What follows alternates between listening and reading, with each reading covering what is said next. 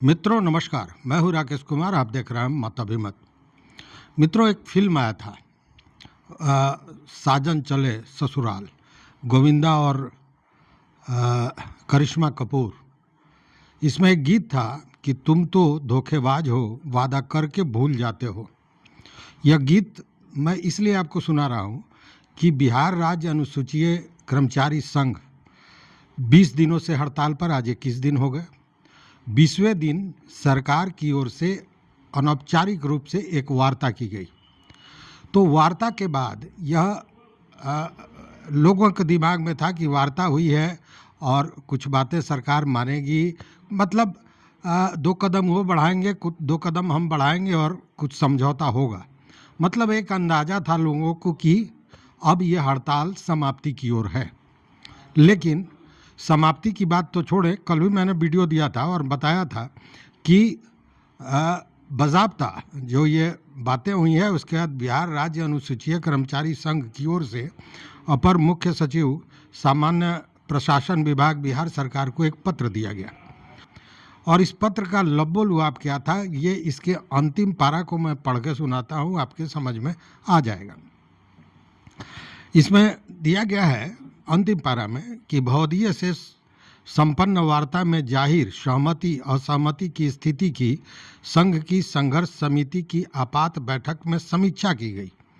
बैठक में लिखित समझौता पत्र, सहमति पत्र, वृत्त जारी नहीं करने के पूर्वाग्रह पर एकमत से विक्षोभ व्यक्त किया गया। बैठक में सर्वसम्मति से निर्णय लिया गया कि यथोलिखित वृत्त सहमति समझौता पत्र जारी किए जाने तक हड़ताल जारी रहेगी।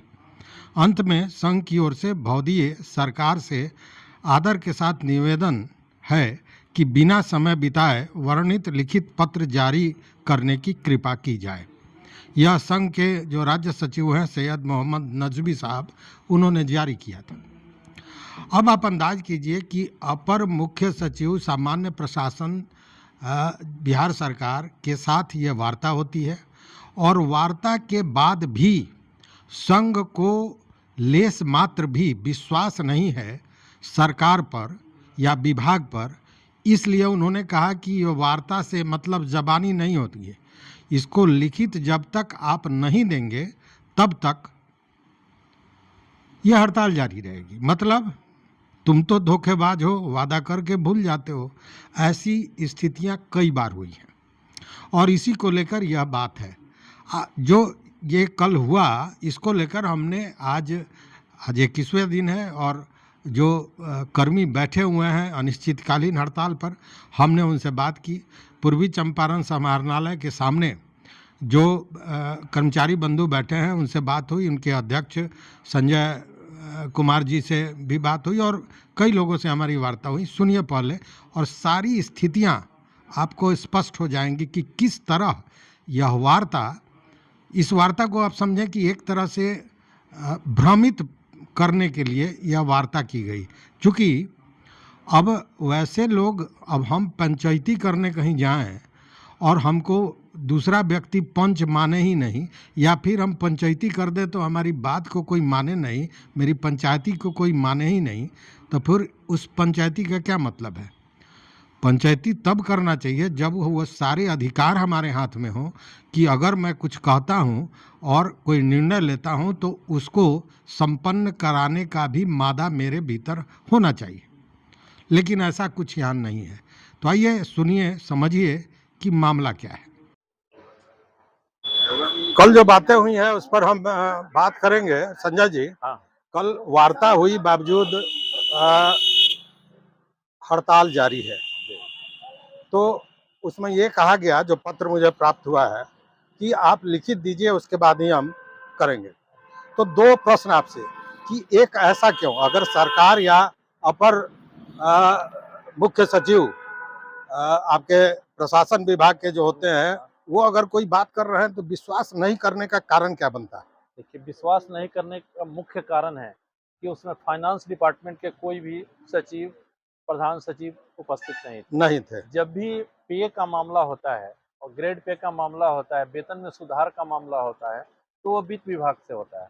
तो वित्त विभाग के जब प्रतिनिधि नहीं थे तो वार्ता बेमानी है, अच्छा उसका परिणाम स्वाभाविक है कि नहीं निकलना था। अच्छा लेकिन अच्छा 20 दिनों के बाद बुलाया गया था, तो हमारे प्रतिनिधि का काम था कि सरकार से मिलना, ताकि उनका पक्ष जाना जा सके। तो उनका पक्ष प्राप्त हो गया और उनके द्वारा सिर्फ टालने की कोशिश की गई कि ग्रेड पे हम नहीं दे सकते हैं। तो मेरी मुख्य मांग वेतन में सुधार है, और पूर्व से समाहरणालय संवर्ग का वेतन राजस्व कर्मचारी, पंचायत सचिव, लेखा लिपिक, अन्य संवर्गों से अधिक होते रहा है। लेकिन आज की स्थिति में हो गया है कि इसका ग्रेड पे 1900 कर दिया गया है। राजस्व कर्मचारी 2800 पर है, पंचायत सचिव 2000 पर है, उनका भी तत्काल में 2800 ग्रेड पे होने जा रहा है, जैसा कि विभाग के द्वारा अधिसूचना जारी किया गया है। लेकिन लिपिकीय संवर्ग का एक ग्रेड पे, एक तो उच्च वर्गीय लिपिक, निम्न वर्गीय लिपिक, दो में बांट दिया गया। दोनों सेम काम करते हैं, समान काम का संपादन करते हैं, तो एक को उच्च वर्गीय बना दिया गया, एक को निम्न वर्गीय बना के लाया जाता है। निम्न वर्गीय इसलिए लाया गया ताकि इनके ग्रेड पे को घटाया जा सके। तो आज ये लिपिकीय संवर्ग का ग्रेड पे 1900 है और चतुर्थ वर्गीय कर्मचारी का 1800 है। हम ये नहीं कर रहे हैं कि दोनों का तुलना किया जाए कि वो कम काम करते हैं, हम अधिक काम करते हैं। नहीं, स्वाभाविक है कि अगर देखा जाए तो दोनों की जवाबदेही में बहुत का अंतर है, और मात्र पे में 100 रुपये का अंतर आता है। तो ये जो मांग है, मेरे कहने का मतलब है, मांग जो है बिल्कुल जायज़ है, और ये 2800 नहीं बल्कि 4200 होना चाहिए। क्योंकि हमारे ही साथ जिन लोगों को लाकर समाहरणालय में बोर्ड निगम से रखा गया था, तो उन लोगों को 4000 से 6000 जो हम लोगों का स्केल है 24, उसमें दिया गया था। लेकिन उन लोग चले गए हाई कोर्ट पक्ष में ऑर्डर की, सरकार नहीं मानी, वो लोग सुप्रीम कोर्ट गए। अब सुप्रीम कोर्ट जाने के बाद उन लोगों को एक में से 5000 से 8000 का स्केल दे दिया गया, यानी उनको ग्रेड पे इनिशियल ही 4200 दे दिया गया। अब हमारी मांग तो 2800 है, उससे भी कम है, उस पर भी सरकार मानने के लिए तैयार नहीं है। और सरकार अगर सही ढंग में वार्ता करती तो उन अपने वार्ता के समय फाइनेंस डिपार्टमेंट के प्रधान सचिव को, चाहे किसी सचिव को, फाइनेंस डिपार्टमेंट को बुलाना चाहिए था। तो ये वार्ता शुरुआत से ही बेईमानी का शिकार हो गई, क्योंकि फाइनेंस विभाग को नहीं बुलाया गया, जबकि मेन मांग हमारा वेतन सुधार है, और वेतन सुधार बिना फाइनेंस का हो नहीं सकता है। बिल्कुल वित्तीय मामला होगा तो फिनांस डिपार्टमेंट का तो होना जरूरी है। मतलब मानते हैं कि यह केवल औपचारिक सरकार ने इसको शुद्ध भाषा में कहें तो फेस सेविंग डिवाइस, बस चेहरा अपना बचाने के लिए ये बस एक भ्रम पैदा किया गया एक है। औपचारिक वार्ता की औपचारिक गई है बात, और दिखाया गया कि आप हम, औपचारिक कहिएगा, मैं हाँ, उसको भ्रम कहूंगा कि भ्रम फैलाया गया है कि वार्ता हो रही है। दिखाया गया कि हम आपके पक्ष में खड़े हैं, लेकिन वास्तव में पक्ष में खड़े नहीं नहीं है, खड़े नहीं है। और असलियत। शायद इसीलिए हो रहा है कि जब तक लिखित नहीं दीजिएगा हाँ, तब हम तक हड़ताल हम समाप्त नहीं नहीं करें। और लिखित भी वो देते हैं, करेंगे। तो जीएडी हमारा प्रशासनिक विभाग है, वो फाइनेंशियल कुछ नहीं कर सकते, वो रेकमेंड करेंगे। तो हमारे वार्ता रिकमेंडेशन पर नहीं है, तो फिर रिकमेंड सरकार करेगी तो फिर इलेक्शन आ जाएगा, आचार संहिता में फंस जाएगा, फिर मामला नहीं नहीं, ज्यों के त्यों आपका लटक जाएगा। रिकमेंड कर देगा और वित्त विभाग नहीं रिजेक्ट माने, कर दे, रिजेक्ट कर दे, तो क्या होगा? तो फिर वही स्थिति बनी रह वही स्थिति, जाएगी। इसलिए कि वार्ता में वित्त विभाग का होना अपेक्षित है। वित्त विभाग रहेगी तभी हमारी मांग को माना जा सकता है, और लिखित आश्वासन भी देंगे तो उस स्थिति में कबूल होगा। अगर ये जीएडी देते हैं, प्रधान सचिव देते हैं, तो उसका ये वार्ता बेईमानी है और अंत में लागू नहीं होगा। अंत में कहा जाएगा कि वित्त विभाग इसको नहीं मान रही है, इसलिए हम ये वेतनमान नहीं दे सकते हैं। आपने बहुत तकनीकी बात बताई। आप अपना पूरा परिचय दें। मैं संजय कुमार सिंह, अनुसूचित कर्मचारी महासंघ जिला अध्यक्ष, और गोप गुप्ता जिला सचिव। चलिए, धन्यवाद। कल वार्ता हुई लेकिन बावजूद हड़ताल नहीं टूटा, कारण क्या है? कल हमारे राज्य के नेतृत्व को अपर मुख्य सचिव श्री ब्रिजेंद्र कुमार द्वारा बुलाया गया था वार्ता के लिए। वार्ता हुई, लेकिन हमारे संघ के नेताओं ने कहा कि जब तक इस जो आप हमारी मांगों के प्रति जो स्वीकृति दे रहे हैं, उसके संबंध में जो स्पष्टता दिखा रहे हैं, जब तक लिखित मूर्त में नहीं आ जाता है तब तक हम लोग अपनी बातों पे, अपनी हड़ताल पे डिगे रहेंगे। क्योंकि यह जमाना लिखित रूप का है। संघ के नेताओं ने कहा कि या तो आप लिखित रूप से आ जाइए, और नहीं तो मीडिया के सामने जो चीजें हम लोग ने मांग रखा है उसको मीडिया के सामने आप बोल दीजिए, हमारा हड़ताल समाप्त। लेकिन उन्होंने कहा कि इसके लिए हमको 2-3 दिन टाइम दीजिए। तो राजनीतिक ने यह निर्णय लिया है कि जब तक लिखित रूप में हमारी मांगों के प्रति जो सरकार की स्वीकृति है या मांगों को पूरा करने की जो बात है, वो जब तक लिखित रूप में नहीं आ जाती है तब तक ये हड़ताल चलती रहेगी। मतलब कि सरकार के आप कर्मी हैं और आपको भी सरकार पर विश्वास नहीं है। इस सरकार पे विश्वास की बात नहीं है, क्योंकि हम लोग तो प्रशासनिक अगर बात नहीं है तो जितना ही समझौता हुआ, आंशिक ही हुआ हो, तो हड़ताल तो समाप्त होना चाहिए था। समझौता किस बात की? जब तक वो लिखित में नहीं आता, वो समझौता कोई तो मतलब फिर नहीं वही है। हुआ ना, जब आप विश्वास नहीं है बात पे, जब तक लिखित नहीं आइएगा तब तक ये नहीं होने वाला। अच्छा, किस किस बिंदु पर बात हुई है, कुछ जानकारी है? हमारी जो 10 सूत्री मांग है, उसमें 4-5 बिंदु को उन्होंने सही ठहराया और 4-5 बिंदु पे जो है अपनी सहानुभूतिपूर्वक विचार रखा। यानी उनको उसमें कुछ अट-बट माने अपने विभागों से, अन्य लोगों से बात करने के लिए वो बोले हैं। एक जो मैटर है, जो हमारी मांग तीसरी है, उसमें है कि हम लोग का राज्य प्रोन्नति का जो बात है, जो 2005 में जो सरकार आई नीतीश बाबू की, और हम लोग का प्रमोशन पहले मिलता था राजपत्रित पदाधिकारी पर, तो हम लोग ने वो मांग रखा है कि वो व्यवस्था खोली जाए और गैर संवर्गीय प्रोन्नति जो है, जैसे हम 3rd ग्रेड में हैं तो हमारी प्रोन्नति 2nd क्लास में होती, जो पहले 5 के पहले होती थी, वो किया जाए। वो बात में उन्होंने संशय व्यक्त किया है और यहाँ जब तक ये मूर्त नहीं हो जाता है लिखित रूप में, तो कैसे माना जाएगा कौन बात वो मान रहा है, कौन बात नहीं मान रहा है। इसलिए जब तक लिखित मूर्त नहीं हो जाता है, हमारी मांगों को लिखित रूप में नहीं आ ठीक है, जाता वो तो हम समझ गए। हम पूछना चाह रहे थे कि आपके यहाँ जो 10 सूत्री मांग है, उस 10 सूत्री मांग में कौन वो ऐसे बिंदु है जिन पर सहमति जताई गई? भाई तीसरी मांग जो है, गैर संवर्गीय जो प्रोन्नति की बात है, उसको छोड़ के सभी मांगों को सहमति दी गई है। तो लेकिन सब मतलब पुराना पेंशन को भी सहमति दे दी गई? पुराना पेंशन उन्होंने कुछ नहीं कहा, क्योंकि यह पूरा बहुत बड़ा वाइटल चीज है। तो उस पर भी मतलब जी, कोई बात नहीं हुई? उस पे कोई बात अभी नहीं हुई और उसके लिए अलग से जो संगठन काम करिए, NMOPS, national movement for old pension scheme, उसका अलग से एक प्रोग्राम चल रहा है और 14 सितंबर को पटना के मिलर हाई स्कूल के मैदान में एक महाविशाल रैली होने जा रही है। ये तो अनुसूचित कर्मचारी को, वो टोटल बिहार के जितने भी सरकारी कर्मी हैं, वो परिचारी हो या पदाधिकारी हो चाहे जिलाधिकारी हो, उस सबकी मांग है पुरानी पेंशन। उसके लिए चल रही है, क्योंकि उस पे वित्त विभाग के साथ साथ समान प्रशासन विभाग सब मिल के इस पर निर्णय लेना है। और भगवान करे कि हमारे नीतीश बाबू को बुद्धि आ जाए, सद्बुद्धि आ जाए, हम कर्मियों का जो बुढ़ापे की लाठी छीन गई है उसको पूरा कर दे। मैं चाहूंगा पूरा कर दे। हम लोग फूल माला के साथ उनका स्वागत करेंगे और उनकी पुनः सरकार बनाने का काम करेंगे। चलिए, नीतीश बाबू को बुद्धि आ जाए, ये आप मतलब ईश्वर से कामना कर रहे हैं। चलिए, धन्यवाद। अभी आपने एक पत्र दिया है, जो जदयू के महासचिव हैं, पूरा हम परिचय लेंगे उनसे, अमरिंदर सिंह जी। तो ये तो सरकार के लोग हैं और सरकार आपकी सुन नहीं रही है, क्योंकि तो फिर सरकार के ही नुमाइंदे से आप ये बात कर रहे हैं, मतलब राजनीतिक नुमाइंदे से, तो इसका क्या मतलब है? जरा हम बात करते हैं अमरिंदर जी से।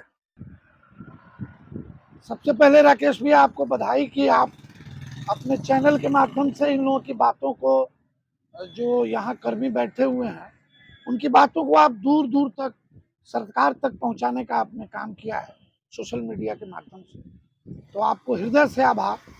और ये तो लोकतंत्र की खूबी है, कोई भी अपनी बात कहने के लिए बहुत ढंग से भी प्रदर्शन करता है, तो उसी ढंग में एक ये भी है कि भाई हम हड़ताल कर कर फिर हम काला पट्टी बांध कर काम करते रहेंगे, यानी हम एक तरफ विरोध भी कर रहे हैं, काम भी कर रहे हैं और अपनी मांग को भी मान रहे हैं। आज उसी क्रम में ये लोग हड़ताल पे आ गया, तो इन लोगों की जो मांगे हैं उनका एक प्रारूप, एक पत्रक मुझे भी इन्होंने दिया है और हम यहाँ इन लोगों के हाथ से बिहार राज्य अनुसूचित जो ये इन लोगों का कर्मचारी संघ है, इनके द्वारा जो इनकी मांग है, इनकी मांग को माननीय मुख्यमंत्री तक पहुंचाने के लिए एक प्रतिलिपि के रूप में मैंने इनका मांग लिया है और हम चाहेंगे कि आपके भी सहयोग से ये मांग हम माननीय मुख्यमंत्री तक पहुंचाएं और जो सरकार के हमारे इस विभाग के कर्मी हैं, ऊपर के लोग हैं, सचिव हैं सरकार के, वे लोग भी इस विषय पर बात कर रहे हैं और इनकी बातों को मानने का और जो भी इनका डिमांड है उसको पूरा करने के लिए कल एक वार्ता हुई है।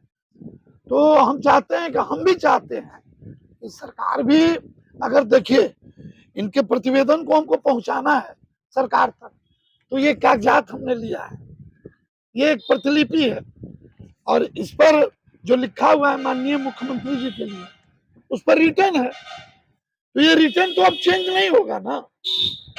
ठीक उसी तरह हम चाहते हैं कि हमारी सरकार और विभाग के लोग जो बात किए हैं हड़ताल को समाप्त कराने के क्षेत्र में, उन चीजों को वो लोग लिखित रूप से आगे बढ़ाएं अविलंब, और यह हड़ताल जल्द से जल्द समाप्त हो। लेकिन कल जो वार्ता हुई है, अभी आपने सुना भी, कल जो वार्ता हुई आंशिक ही हुई, सारी बातों को, चूंकि पदाधिकारी स्तर पर बात हुई थी, एसीएस अपर मुख्य सचिव के स्तर पर, तो उस स्थिति में सरकार का फैसला वो नहीं ले सकते हैं कुछ बिंदुओं पर, ये बाध्यता उनकी रही होगी, जिसके चलते सारी बिंदुओं पर बात नहीं हुई। लेकिन जितनी बातें हुई उस आधार पर एक ये सोच थी कि यह हड़ताल समाप्त हो जाएगा, लेकिन हड़ताल समाप्त नहीं हुआ। उसके पीछे जो बात आपने इशारे में कहा उसको जरा खोल के कहिए कि लिखित नहीं दिया गया, मतलब यह तो निश्चित रूप से बड़ी इसको असमंजस की स्थिति कहेंगे कि सरकार के ही कर्मी सरकार के साथ बैठ के बात करते हैं और उस पर कहीं ना कहीं अविश्वास का मामला है, क्योंकि ऐसा केवल यही मामला नहीं है। बिल्कुल अभी मैं बता रहा हूँ, अभी जो विशेष सर्वेक्षण संविदा कर्मी बैठे हुए हैं, उन्होंने भी 2 साल पहले सरकार के साथ वार्ता की थी और उनका कहना है कि उस समय सरकार ने बहुत सी बातों को माना था और हम लोग हड़ताल तोड़े थे, लेकिन कुछ भी पूरा नहीं हुआ। इसको कैसे आप देखते हैं, क्या मानेंगे इसको? एक तो हमको लगता है किसी भी विषय जो समस्या का रूप ले लेता है, तो उस समस्या के समाधान के लिए सबसे पहले वार्ता ही होती है और फिर उसको हम लोग कागजी रूप प्रारूप देते हैं, यानी लिखित रूप में लाते हैं। तो सबसे पहले तो हम अपने सरकार के इनके उस विभाग को जिन्होंने इनसे वार्ता की है उसको हम बधाई देना चाहते हैं कि आपने पहल प्रारंभ कर दिया, क्योंकि कुछ दिनों से ये हड़ताल चल रही थी, डिमांड इन लोगों का जो विषय है उस पर वार्ता होनी चाहिए थी, तो कुछ विलंब हुआ है, लेकिन कल से वार्ता शुरू हो गई है। तो पहले तो वार्ता शुरू हुई है, हम भी ये सरकार के अंग होने के नाते कहते हैं कि उसको लिखित रिटर्न में आना चाहिए। तो पहले वार्ता हुई है, हमको लगता है आजकल में वो रिटर्न में निश्चित रूप से। बड़ी अच्छी बात आपने कही कि पहले तो वार्ता होनी चाहिए। खैर, आपकी नींद देर से टूटी, 20 दिन के बाद आप वार्ता करने के लिए बुलाए, लेकिन जो संविदा कर्मी पहले अनिश्चितकालीन हड़ताल पर थे और कल से अनिश्चितकालीन भूख हड़ताल पर चले गए हैं, उससे सरकार अभी तक पूछने भी नहीं गई है, वार्ता की बात तो दूर है। जबकि सरकार के पास इतना समय है कि वह उनके टर्मिनेशन का लेटर इशू कर दे, लेकिन उनसे वार्ता करने का समय नहीं है। ये बात आपने सही कही है, जो करता है उसी से कुछ सही होता है, कुछ गलत होता है, जो करेगा ही नहीं उससे क्या सही और क्या गलत। क्योंकि परमाणु बम पटकते पटकते भी इंडिया और पाकिस्तान वार्ता की टेबल पर बैठता है। भैया बिल्कुल सही बात आपने कही है और आपके माध्यम से हम ये बात कहना चाहते हैं कि युद्ध भी होता है तो उसका अंत वार्ता से ही होता है, जो आपने खुद इस बात को कहा भी अभी कुछ देर पहले। तो ये समझिए कि ये युद्ध नहीं है, लेकिन मांग है और लोकतांत्र तरीके से ये लोग अपनी मांग को रख रहे हैं, तो इस पर वार्ता और पहले होनी चाहिए थी। खैर थोड़ा विलंब हुआ है, लेकिन कल अगर वार्ता हुई है तो उस वार्ता का लिखित रूप प्रारूप भी तैयार जल्द होगा और इन लोगों की हड़ताल भी जल्द समाप्त होगी। उसी कड़ी में मैंने भी इन लोगों से मिलकर एक प्रति इनके जो मांग है उसका प्रतिवेदन लिया है और मैं भी इसको माननीय मुख्यमंत्री और मुख्यमंत्री सचिवालय तक पहुंचाकर, संबंधित विभाग तक पहुंचाकर उसकी एक प्रतिलिपि इनको लाकर देने का काम करूंगा। और मैं भी यहाँ पर इसलिए आया मैं सरकार का हिस्सा और सरकार का अंग होने के साथ साथ कि मैं अगर सरकार में हूँ तो पहले तो मैं किसी परिवार में हूँ, मैं किसी घर परिवार के साथ साथ किसी जिले का रहने वाला हूँ। तो मेरा घर परिवार ही जब ठीक नहीं रहेगा, जब मेरे जिले में ही मुझे मजबूती नहीं मिलेगी और मेरे भाई कहीं दुखी रहेंगे, तो निश्चित रूप से आने वाला परिणाम बहुत सकारात्मक नहीं होगा। इसलिए घर और परिवार को एक करने की जरूरत है, घर और परिवार को एक करने की जरूरत है। और जब घर और परिवार में, तो भैया अभी कुछ देर पहले मैंने कहा भी है कि हम लोग जिसकी कोख से जन्म लिए हैं, हम उसके कोख में जन्म लेने के बाद हमको लाड़ा गया, दुलारा गया, प्यार किया गया, लेकिन जब तक हम रोए नहीं तब तक मेरी माँ भी मुझे दूध कभी नहीं पिला पाई। तो आज अपने घर और परिवार के जो लोग हैं, आज किसी विषय को लेकर आज मेरे ही सरकार से, इनकी भी वही सरकार है, अपने ही सरकार से अगर मांग करते हैं तो ये किससे मांग करेंगे?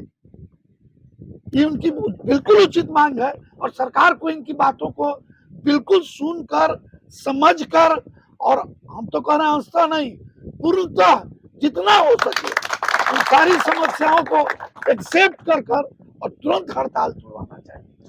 अभी चर्चा चल रही है विकास की, रोज नया नया योजना, नई नई चीजें आ रही हैं। कारण आप भी बेहतर जानते हैं कि इसके पीछे केवल वोट की राजनीति होती है। सरकार जो वेलफेयर गवर्नमेंट कहा जाता था अब नहीं रही, अब वोट फेयर सरकार हो गई है।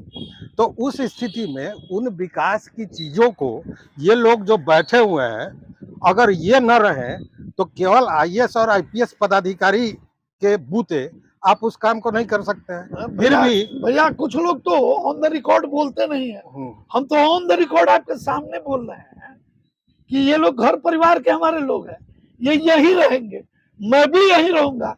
पदाधिकारी तो आते जाते रहते हैं, ना बड़े बड़े पदाधिकारी ये रहते हैं, ये आना जाना ये एक प्रक्रिया है, एक प्रक्रिया है सर। नेता वाला जवाब मुझे नहीं चाहिए, जवाब नहीं कर, ये स्किप करने वाली बात है। मैंने क्या कहा? ये प्रक्रिया है उनका आना जाना। मैंने ये कहा कि सारे विकास के काम को यही करते हैं, अगर ये न रहे तो ये सारे लोग बैठे रह जाएंगे, हमारी योजना नहीं पहुंचेगी। ये बात हम तो कर रहे हैं। इसमें भी 20 दिन का देरी, और अभी तो आप चले जाइए गर्दनी बाग में तो बहुत से लोग बैठे हुए हैं जिनसे पूछने भी सरकार नहीं गई है। तो खैर भैया अभी जो ये अब इसको यहीं हम समाप्त करते हैं। एक पंक्ति हम आपको ये कहना चाहते हैं, बोल लिया जाए। ये जो सरकार है, वर्तमान में सरकार है, वो आपकी भी सरकार है, मेरी भी सरकार है, हम सबकी सरकार है। और मैंने कुछ देर पहले कहा भी है कि जो करता है उसी से कुछ होने की उम्मीद रखी जाती है। तो जो सरकार अभी लगातार कर रही है हर क्षेत्रों में, अभी आपने कुछ देर पहले विकास की बात कही अपने ही मुंह से, उस विकास के कार्य को लोग ऑन द रिकॉर्ड ग्राउंड पर पहुंचाते हैं, यही लोग पहुंचाते हैं। तो कहीं और इसीलिए ये उपेक्षित है। नहीं, उपेक्षित नहीं पहुंचाते हैं इसलिए नहीं, उपेक्षित नहीं है, उपेक्षित नहीं है। अगर उपेक्षित रहते तो सरकार कल वार्ता नहीं करती। ये तो प्रक्रिया है, पहले वार्ता होगी, फिर उसका रिटर्न प्रारूप आएगा, तब जाकर ये लोग समाप्त करेंगे। आपने जो कहा कि सरकार आपकी भी है, मानता हूं, मैं भी इसी बिहार का वासी हूं, लेकिन वार्ता सरकार ने उस विकास के लिए और इनके लिए नहीं किया है। वार्ता इसलिए किया है कि सर पे है चुनाव, ठीक है, बिगुल फूटने वाला है। अगर ये लोग विरोध में खड़े हो जाए तो मिट्टी पलीद हो जाएगी सरकार की। भैया ये आप जो बात कर रहे हैं, मैंने अपनी भाषा में आपके सामने, चलिए धन्यवाद, आपकी बात आपकी ऑन द रिकॉर्ड कहे कि हमारे परिवार के लोग हैं, अगर ये नाराज हो जाएंगे तो फिर हम कहाँ जाएंगे? नहीं ठीक है, चलिए, लेकिन अंत में इन सारी बातों का लब्बो लुआब यही है कि जो एक गाना है जिसकी शुरुआत इस वीडियो के हमने उससे की थी कि तुम तो धोखेबाज हो, वादा करके भूल जाते हो, और शायद इसीलिए लिखित की बात हो रही है कि जब तक आप लिखित नहीं दीजिएगा तब तक हम इस हड़ताल को समाप्त नहीं करते। तो मित्रों, आपने देखा, कहने का मतलब है कि यह जो सरकार के हाथ पांव हैं, सरकार के सारे विकास कार्यों को या सारे काम को ये देखते हैं, उनके साथ एक तरह से देखिए, इनकी मांगे जो हैं पूर्णतः जायज़ हैं। कोई भी एक सामान्य व्यक्ति भी इनकी मांगों को सुनेगा, समझेगा तो यही कह रहा है कि इनकी मांगे जायज़ है। मैंने कल भी बताया, बीमा के बारे में जब हम सुने तो मेरा तो होश उड़ गया साहब। तो ऐसी कई चीज़ें हैं इन लोगों के साथ। उस स्थिति में यह जो वार्ता हुआ और वार्ता के बाद ये जो पत्र लिखा गया, यह स्पष्ट इस बात को दिखाता है कि विभाग की बातों पर, सरकार की बातों पर अब कर्मियों को भी विश्वास नहीं रह गया है और इसीलिए शायद यह हड़ताल अभी भी जारी है। हालांकि जैसा बताया गया कि एसीएस ने कहा कि मुझे इसके लिए 2-3 दिनों का समय चाहिए। देखते हैं कि 2-3 दिन में क्या होता है, अथवा यह जारी रहता है। चूँकि चुनाव भी सर पर है, अब लोगों की नियुक्तियां भी चुनाव कार्य पर होने की जो प्रोसेसिंग होती है, जो प्रक्रिया होती है, वो शुरू हो गई है। ऐसे में ये बड़ा क्रूशियल टाइम है और ऐसे में सरकार क्या निर्णय लेती है, ये देखने वाली बात है। अभी देखते रहिए मत अभिमत। बहुत बहुत धन्यवाद, कोटिशः आभार।